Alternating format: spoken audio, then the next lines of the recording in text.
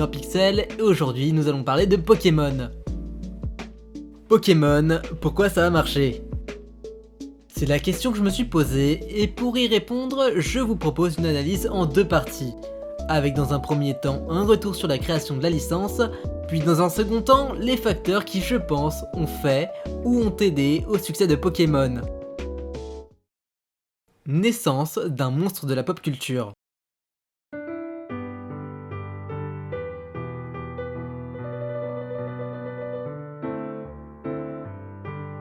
Petit, Satoshi Tajiri, né le 28 août 65, aimait collectionner les insectes dans les rivières et les champs de Tokyo.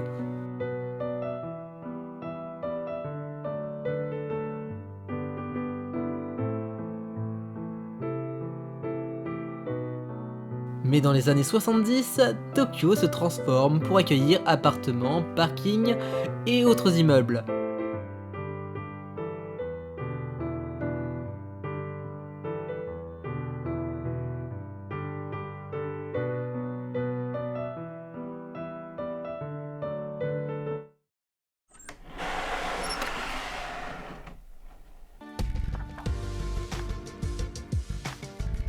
Ce rapide développement va voir apparaître un nouveau venu dans ce paysage tokyoïte, les salles d'arcade. Tajiri découvre un nouveau monde et passe sa vie en salle. Il va même jusqu'à sécher les cours et ses parents s'inquiètent pour son avenir. À 15 ans, il gagne le premier prix d'un concours de game design Sega et investit dans un des premiers ordinateurs grand public au Japon afin de créer ses propres jeux. Mais Tajiri se lancera plutôt sur un autre projet car il connaît les jeux vidéo du moment comme personne. Et alors que la presse jeux vidéo était encore à ses balbutiements, c'est le 20 mars 1983, sous le nom de Tajicorp, qu'il créait Game Freak. Un magazine d'astuces et solu jeux vidéo vendu 200 yens, dessiné et écrit entièrement à la main et sans aucune publicité. Le premier numéro sera centré sur le jeu Dig Dug et proposera également de découvrir les dernières rumeurs du milieu du jeu vidéo. Tajiri se débrouille en pixel art mais accueille avec plaisir son camarade Sugimori dans l'équipe pour dessiner les visuels des magazines suivants. Game Freak sera rapidement repéré et Tajiri sera contacté pour de nombreux projets, améliorant ainsi sa notoriété. Au point où rapidement il se retrouve débordé et a besoin de l'aide de toute sa famille pour expédier en temps et en heure son guide stratégique Xevious qu'il aura rédigé. En 1986, Tajiri aura accès à des jeux en exclusivité. Il écrira des guides de manière officielle et même des articles pour le célèbre magazine Famitsu. Le premier pas dans l'industrie est fait. Il va également étudier dans une école technique et une nouvelle passion va naître chez lui. Celle de collectionner les cartes mères des bornes arcade afin de préserver le patrimoine vidéoludique. Des années se sont écoulées, le jeu vidéo est en pleine crise et la nostalgie s'est déjà installée. Et qui de mieux pour parler rétro qu'un expert comme Tajiri? C'est alors qu'il devient un véritable présentateur et ambassadeur pour plusieurs studios. Mais il se retrouve rapidement débordé par son nouveau travail et manquant de temps, le 13 septembre 1987, Game Freak n'est plus. Tajiri est reconnu pour son travail et ce vieux rêve de création de jeux vidéo revient petit à petit. Il finira par créer son tout premier jeu vidéo Quinty le 27 juin 1989 et édité par Namco. Et c'est avec nostalgie qu'il nomme sa nouvelle équipe le studio Game Freak.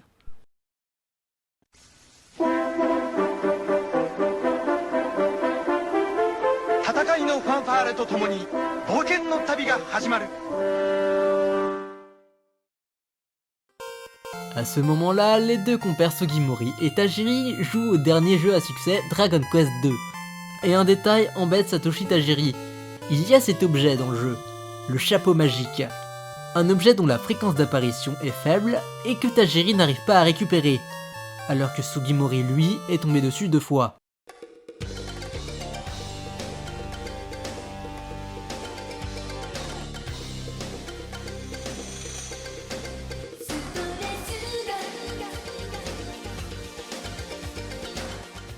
Et en 1989 sort la Game Boy et avec elle le câble Link, un câble permettant de connecter et s'affronter 2 joueurs de Tetris sur Game Boy.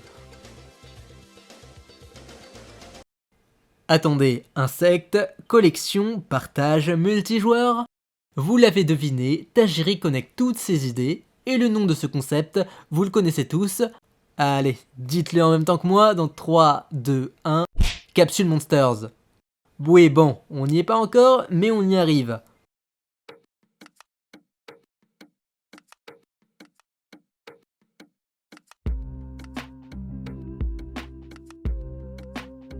En 1990, Nintendo, à qui Tajiri a proposé le projet, n'est pas tout à fait partant non plus, car même si l'idée a l'air extra, pour Nintendo ce n'est pas assez vendeur.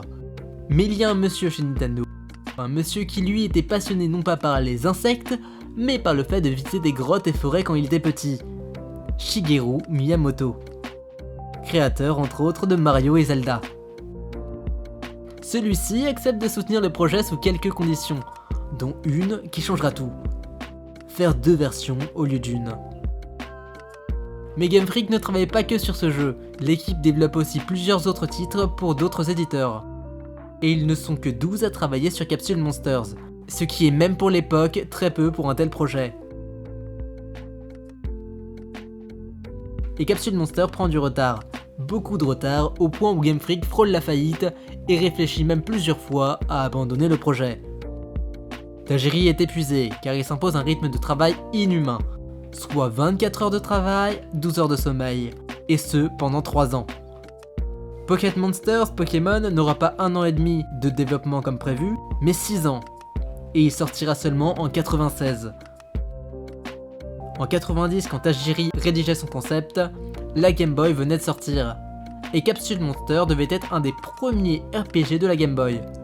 Mais 6 ans après, l'industrie a changé. Les joueurs délaissent leur console portable, préférant jouer aux derniers titres en 3D sur leur console de salon. Et la Game Boy est en fin de vie et est presque obsolète.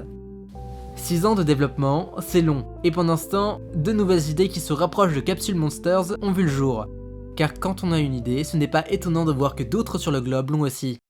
C'est ainsi que pendant ces années de développement, les joueurs ont vu passer des jeux tels que Dragon Quest V en 92, qui proposent de rallier des monstres à notre cause, dont le concept deviendra plus tard un jeu à part entière, Dragon Quest Monsters. Il y a aussi Earthbound qui a probablement inspiré notre petite équipe de chez Game Freak.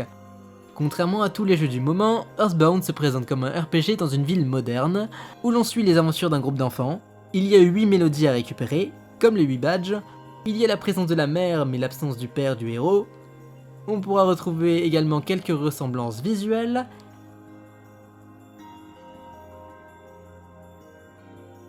Et il y a même des musiques aux sonorités très proches.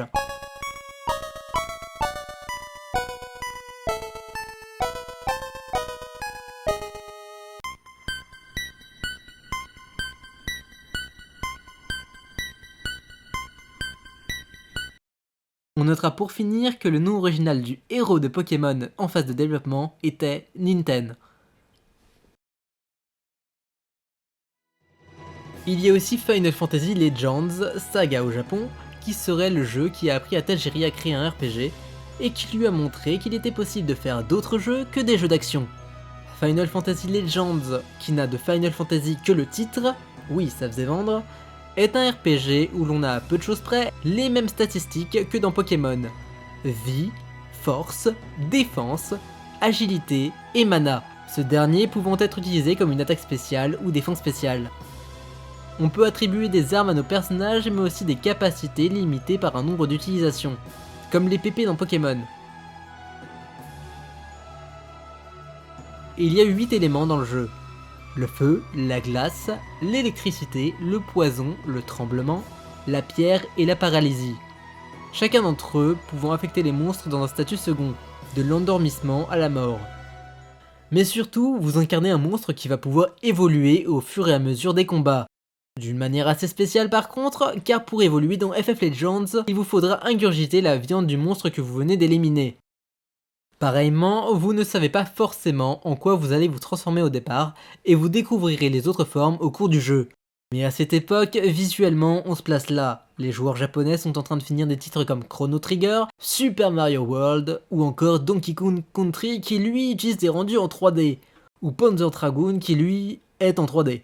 Autant vous dire que Tajiri ne pouvait pas s'attendre à un gros succès en sortant son jeu. Qui plus est, Nintendo rate la période des ventes de Noël 95 et reporte encore une fois le jeu. ねえねえ、私のポケットモンスターと勝負しない？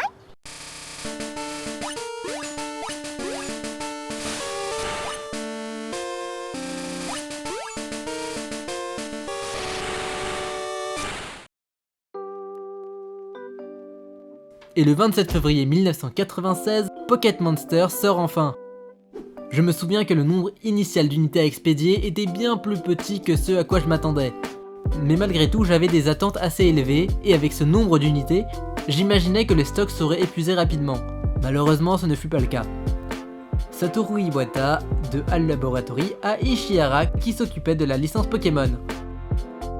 En plus d'une date tardive, février est une bien mauvaise période pour sortir son jeu, celle des examens de fin d'année. Dans un pays comme le Japon, c'est le pire timing.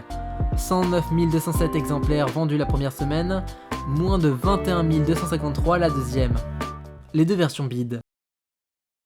Aujourd'hui avec internet, tout le monde peut facilement s'informer. Mais à cette époque, le réseau n'existait pas et tout se faisait de bouche à oreille. Et il était alors difficile de vérifier la véracité des informations soi-même.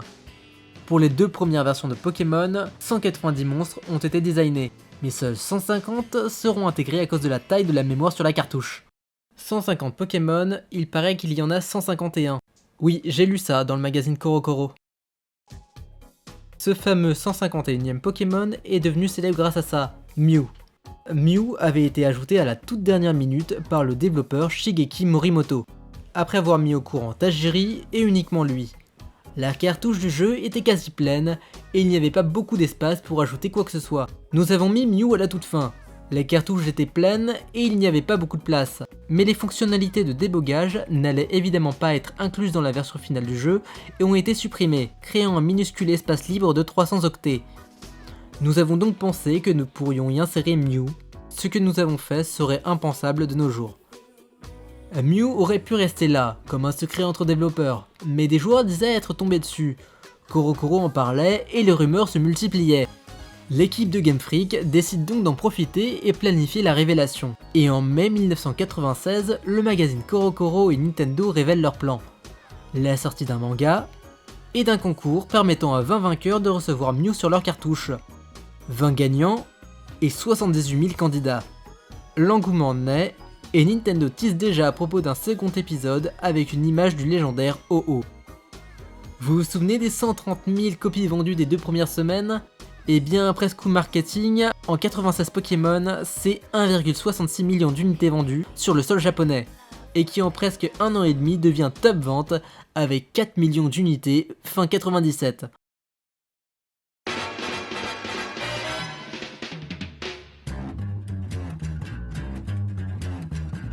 I think it's time to blow this scene. Get everybody in the stuff together. Okay, 3, 2, 1, let's jam. La machine est lancée, Nintendo voit grand et décide d'exporter son RPG avec un plan bien rodé. Ils refusent la proposition de remplacer leurs Pokémon par des versions musclées, qui apparemment seraient mieux pour le marché occidental. Mais heureusement, Hiroshi Yamauchi, alors président de Nintendo, se dit que le fait d'avoir des personnages exotiques, mignons, pourrait séduire les joueurs occidentaux et voit ça comme un défi à relever. Et la solution que trouve Nintendo pour attaquer ce nouveau marché, c'est de créer tout un écosystème Pokémon. Goodies, jeux de cartes, traduction du jeu et de chaque nom de Pokémon de manière locale, et développement des suites. Ils organisent aussi des événements et partenariats. On retrouvera même Pikachu quelques mois plus tard dans l'autre gros jeu de Nintendo, Super Smash Bros. Mais surtout une série animée et un film.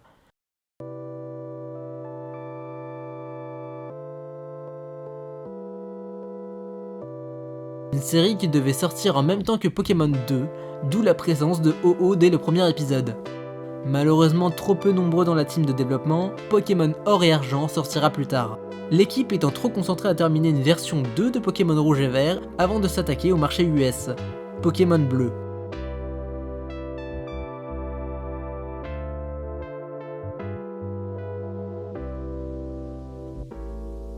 Aux USA, c'est avec la série animée que ce méga pack va débarquer. Disponible à la télé 2 semaines avant la sortie du jeu, cette version a été revue pour le marché américain, avec notamment quelques censures, et va jouer un rôle majeur dans le succès de Pokémon. En Occident, à cette époque, et de manière caricaturale, on différencie très clairement les jouets pour garçons et ceux pour filles. D'un côté le surplus de muscles et de super pouvoirs, de l'autre des figures de bébés et autres animaux de compagnie. Et Pokémon vise les deux, proposant un trio de protagonistes avec une fille et des monstres aux attaques diverses tout en restant pour une grande majorité mignons. GG Yamauchi. Hey, little buddy, wanna ride? Pikachu! Yeah, whatever. Where can you catch all 150 Pokemon? Yeah. On your Game Boy, that's where. Pokemon for Game Boy is here. With both packs, you can catch them all. Résultat aux États-Unis, Pokémon est partout. Quand le jeu sort, les cartes à collectionner, les jouets, peluches et autres goodies, et même les sucreries Pokémon sont déjà présents en magasin. Tout ce qu'on peut imaginer. Cale Tilden, vice-président de Nintendo America. Il suffit de sortir de chez soi ou allumer la télé pour entendre parler de Pokémon. Quelques semaines après, le film sortait en salle, faisant les premières semaines autant d'entrées que Star Wars épisode 1 sur la même semaine. Ok, plus qu'à refaire la même chose en Europe. Tu ne peux pas attraper les 150 Pokémon tout seul. Ah, je l'avais presque. Il faut les échanger avec un copain.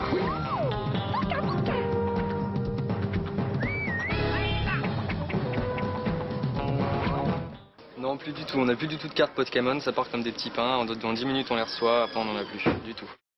Chez nous, petite différence. Tout d'abord, les cartes commenceront à faire parler d'elles avant les autres médias.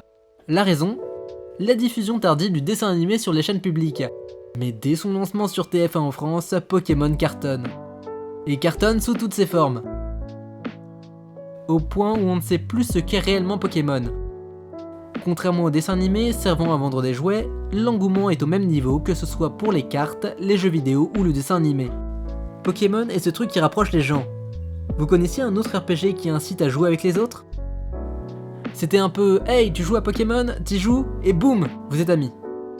Même le site internet officiel Pokémon devient le site dédié aux jeux vidéo le plus visité en Europe. Hasbro, qui s'occupe des jouets Pokémon, lance en janvier 2000 une 50aine de produits différents et annonce qu'une seconde vague de jouets arrivera en septembre. D'accord, il y a un phénomène cross-média, et Pokémon est partout, mais personne n'imaginait que la Pokémania, comme on l'appelait, durerait aussi longtemps. Pour tout le monde, que ce soit en France ou ailleurs, Pokémon c'était la mode du moment. Pour avoir pu continuer à se vendre sur la durée, qu'est-ce qu'apporte Pokémon de plus que les autres ?